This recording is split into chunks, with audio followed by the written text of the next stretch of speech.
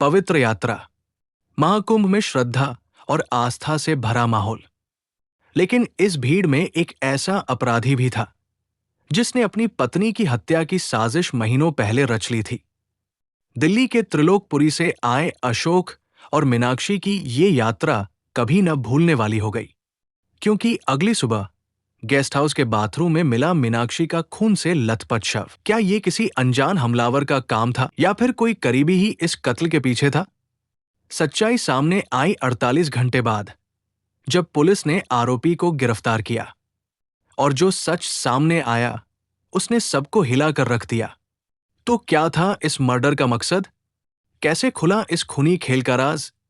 चलिए जानते हैं पूरी कहानी।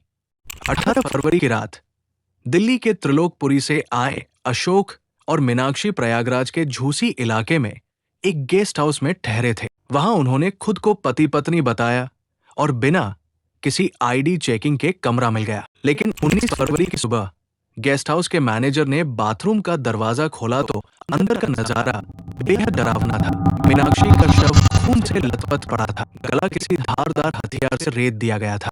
तुरंत पुलिस को सूचना दी गई। पुलिस मौके पर पहुंची और जांच शुरू हुई। लेकिन सबसे बड़ी समस्या थी मृतक की पहचान। पुलिस ने महिला की तस्वीरें सोशल मीडिया और अखबारों में जारी की ताकि कोई उसे पहचान सके। और 21 फरवरी को इस कोशिश का नतीजा मिला, जब महिला के परिवार वालों ने उसकी पहचान की। महिला की पहचान मीनाक्षी के रूप में हुई, जो दिल्ली के त्रिलोकपुरी निवासी अशोक कुमार की पत्नी थी। मीनाक्षी के भाई प्रवेश कुमार और उनके 2 बेटे अश्विनी और आदर्श पुलिस स्टेशन पहुंचे और उसकी पहचान की पुष्टि की। इसके बाद पुलिस ने अशोक कुमार के खिलाफ मामला दर्ज किया और जल्द ही उसे गिरफ्तार कर लिया। जब पुलिस ने अशोक से पूछताछ की तो उसके बयानों में भारी गड़बड़ दिखी।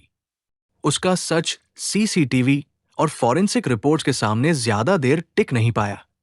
आखिरकार अशोक ने अपना गुनाह कबूल कर लिया और जो उसने बताया वो दिल दहला देने वाला था। उसने बताया कि वह पिछले 3 महीनों से अपनी पत्नी की हत्या की योजना बना रहा था। अशोक, जो दिल्ली के त्रिलोकपुरी में एक सफाई कर्मी था, उसका एक अन्य महिला के साथ प्रेम संबंध था।